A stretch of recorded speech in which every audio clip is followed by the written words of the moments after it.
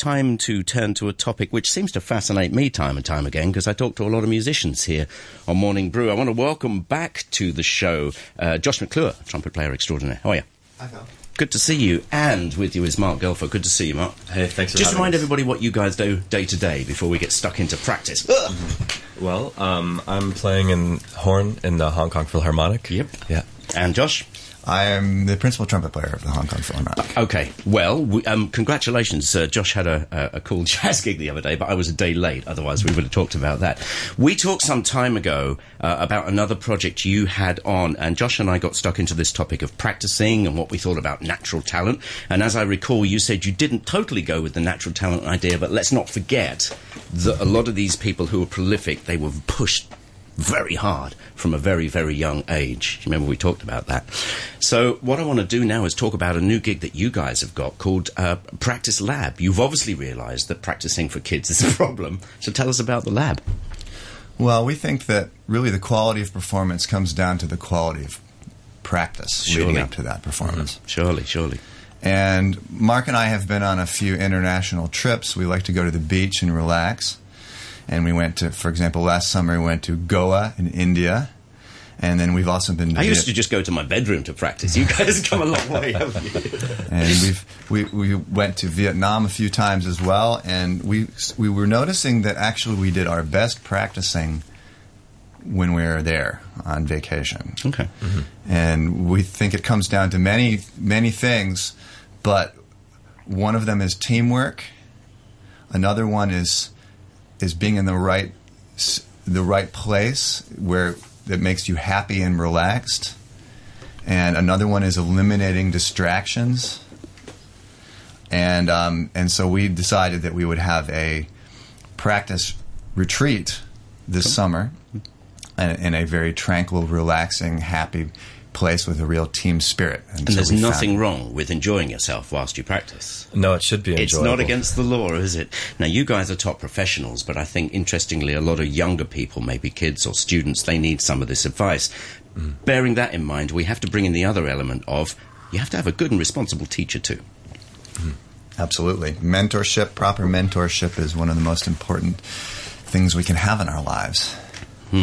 Tell me, in terms of, you say you practice better when you're feeling relaxed. What did you notice specifically? Well, having a clear mind and being able to focus are really, really important for getting things done and staying on path. And one of the big principles of Practice Lab is that our practice should be goal-oriented, that we should be aware of our artistic motivations, where we want to go, and how we get there.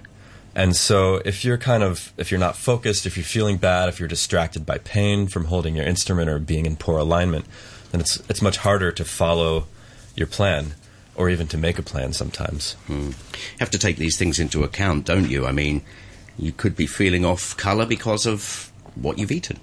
Or all these day-to-day things, they're going to affect the performance you do. Everything matters. Yeah. On the flip side, like, you could be feeling bad because of something that you've eaten or something that's going on in your life. And I think what we discovered is that this element of teamwork and sort of writing down and being explicitly aware of your goals and your direction can help you get things done and be productive even if there are external distractions.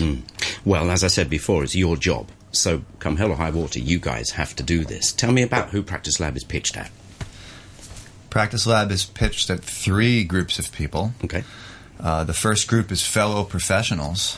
When we first hatched this plan, we were just going to go ourselves and just bring a couple friends. Great. And then we decided, why not open it up to more people? And so the first group is people that really want to be in tip-top shape for example, the beginning of the 2014 to 15 symphony or teaching or other performing season. We have quite a demanding season next year at the Philharmonic. And so these 2 weeks, 11th to the 17th and 18th to the 24th of August, are right before our new season starts. And so we're intending on using this to come to work really healthy, happy, focused, and great shape. Ready to go. Ready to go, because our conductor is going to expect us to be ready to go in the first 5 minutes of the first rehearsal. That's the gig. Yeah, it's also right before the beginning of the academic season. And so our second big audience is advanced music students who want to be able to get the most out of their practice time so that they can get their careers going as quickly as possible. Mm-hmm. And third one? The third one is going to be music teachers who can learn these techniques. For example, we're doing group warm-ups at Practice Lab, and that idea of moving your body and sort of calming your mind before you actually pick up your instrument and setting your goals is really powerful, and I think something that teachers want to learn how to manage. This is interesting. It's not the first time this has been done, but you usually think of dancers doing this kind of stuff, don't you? They'll do a class every day. They'll do the kind of stuff you're talking about. Musos just turn up to practice or whatever they're doing, have a little warm-up, and off they go. It's just about keeping the body in the right shape. I should imagine right now that the biggest thing not to do is get all kind of religious about it, because it is a practicality, right? I don't mean really religious, but like, and your body is a temple and da-da-da. Well, you're a musician, so it's not. But you know what I mean? It's a case of making it real and fun. Well, I'm going to have to disagree with that a little bit, Phil. You could see it in our eyes. I consider ourselves as top performers. We look for every single advantage we can, every competitive advantage there is. We try to find it and we try to apply it to our daily practice, and that's why we incorporate all sorts of things like yoga, Wing Chun, a lot of concepts from sports coaching and neuroscience and philosophy and meditation, and we have a nutritionist on staff as well. And we really think that the excellence must be approached from as many angles as possible. It's like putting yourself in exactly the right place to be able to do this as good as you can. Now, how much of this can people actually bring with them to their daily, provided they don't have such a hedonistic lifestyle, but to their daily work, their daily practice? Yeah, well, that's the idea, is that it's a practice lab, and we're going to work with people with the idea of habit installation. And so you have these habits, you have these practices like yoga or your music practice, and it's very important to find ways to get them regularized. Yeah. And so that's the beauty of Practice Lab, is being able to spend 1 or 2 weeks just drilling it in and doing it makes it more easy to take that into your regular life. Were you ever fans of the inner game of tennis? I'm sure we mentioned that before. You don't fight against a bad habit. You just introduce a good one, and the bad one goes away. Right. Sometimes you can sneak around the habit, or you can replace the actual act of the habit with a new act, but keep the cue and keep the reward the same. There's also a very nice book by Charles Duhigg called The Power of Habit on this subject. But strong habits are basically impossible to break. They're physically encoded inside of our brains, and so what we need to do is we can kind of splice into them, and we can take the good parts of a habit, and then we can splice a new good habit where the bad habit part of that habit is. So, for example, every time if something cues you to eat some junk food, for example, you can just replace that cue with going to the gym. Or something that releases endorphins. And something that gives you a similar feeling of satisfaction, and then, in fact, you can use your bad habits for good. That makes a lot of sense. You've said to me you've got 3 groups who are taking part in Practice Lab. I'm interested perhaps in the music teacher one, for the reason I said earlier on. When you're a little kid, you don't know whether you're being taught properly or not. And that doesn't mean just in their studio. That surely means that when you're at home and your mum tells you go and practice, and you don't go, well, what do I do? That's the one that interests me. Well, we've had a very good response from local teachers, actually. Cool. When we first conceived of this, we weren't really thinking about that, but they've been coming up to us and telling us, we really want to be better at teaching our students. We really want to get the most out of this. And the thing that's really nice about teachers also is it gives us an opportunity to then further refine our techniques, because they're going to have a much larger pool of subjects to apply these techniques on, and we can see what really, really works the best for the most people. It's easy. I want to try to avoid confusing what works with me with what works for everyone, and just find what works for everyone. And so the teachers are going to really be able to help us with that. Well, this is a really cool thing, because if you get it instilled at a young age, the discipline, etc. I should imagine also that the stuff you're talking about, you remember when we were kids and we were revising for examinations, that's tough too. Your brain just goes all over the place. It's not too dissimilar.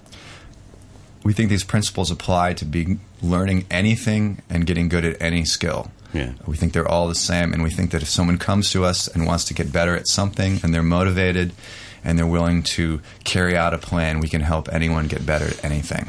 Tell me this. Really generalizations here, but what are the fundamental things that, once again, younger people have problems with when it comes to practicing? Just in questions you asked.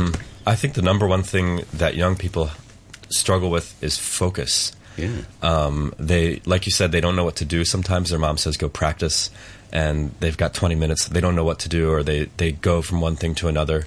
And so as far as my teaching has gone, this is actually where I picked up some of these principles, was realizing that I needed to help my students structure their practice sessions. Yeah. So when I'm finishing up a lesson with my private students, for example, I spend the last 10 minutes planning their practice sessions for the next week with them, and so that they know how to approach things. That makes a lot of sense. And with certain people of certain age groups, you've still got to make it so-called fun, because you've got to keep people into it. But I guess you've got to judge the fun bit with the goodies and get it just right. Well, fun comes from achievement a lot of times. Yeah, maybe. Yeah. Yeah. And so feeling like you're actually getting something done and that you're better than when you started 20 minutes ago is very satisfying. I'm not sure if fun is the right word, but there's a joy. It is to kids, though. This is a word that kids will use. I mean, understand, you've gone quite scientific on this one, but I'm sure you understand that that's a word a little guy of 10 would use. That's his language. Yeah. Yeah? Yeah. Well, So, in his language, this is fun. good. That's what I mean. Learning is fun, and what's not fun is playing something over and over and not getting better at it and getting tired. Or practicing it worse. Like you're getting you're getting the wrong end of the scale. Tell me this: do you guys focus on like zooming in on a thing and going slow and measured? Of course. That's I mean, just from a neurological standpoint, the real keys to encoding information in your brain are deliberate, slow practice, focus on one particular skill instead of all skills. We isolate a particular skill for a recording, for a practice session, and just work on that. so today it's rhythm, or For today example. Yeah. Okay. Sound, rhythm, something like that. And in fact, maybe the most important thing about the focus is in the planning of goals for your practice session. Okay. That you should know what you're trying to do before you play your first note. As far as drilling down, we do get into specifics, but it's important to keep in mind that the artistic motivation is always there. And so we kind of work a lot of times from the very top, saying, well, what are my artistic motivations? What really excites me about this piece of music or about this technique? Yeah. And then saying, and what specifically do I want to work on it to improve? So you get both levels, the holistic and the detailed. All right, then. Well, tell me this. You're talking about the reward element. That makes a lot of sense. But the person who's being taught, your student, has to be aware of that reward element. So, do you record stuff? Is that a method you use? Of course. Yeah? Of course. Video recording is better than audio recording. Because you see people doing weird stuff with their shoulders. Yeah. However, for me, the concept, the intention inside of our mind about what exactly we want to sound like is more important. Seeing what you want to be is more important than seeing what you are. And so we really work on refining that mental picture. If we can see every blade of grass of the mental picture that we're trying to paint, it's quite easy to execute it. And you don't have to think about what not to do. Just like What do to do. like you can't unlearn a habit by thinking don't do this. You have to think I want this instead. And the mind is an amazing thing. If you train it right and then you just say this is what I want, then the mind will the subconscious will produce it for you. Well, with 30 seconds to go, is want the right word? Do you use that word very specifically? Because you pick me up on fun, and quite rightly too, but is want the right word? Desire? I don't know. I'm just asking you. Intention, I think, is a word that we use a lot. Yeah. Having a very clear intention. Intention's a great word. Yeah. Guys, I'm sure there's still spaces for this, right? People Yes, will of course. tell us how people find out. TransVolve.me is the website to go to. Spell, please. TransVolve.me. Great. Yep. This is fantastic. It's coming up in August, and I can see you going down a whole... You're on a book now, aren't you? You've got to be on a book. Guys, best of luck. TransVolve.me. Thanks very much, Josh and Marc. We've got a Facebook page as well. Go on. How do we find that? That's the TransVolve Facebook page. We'll all be on that one. Thank you very much, guys. Best of luck. And Vietnam, hoo-ha, you're going to have some fun there. Take care. Thanks.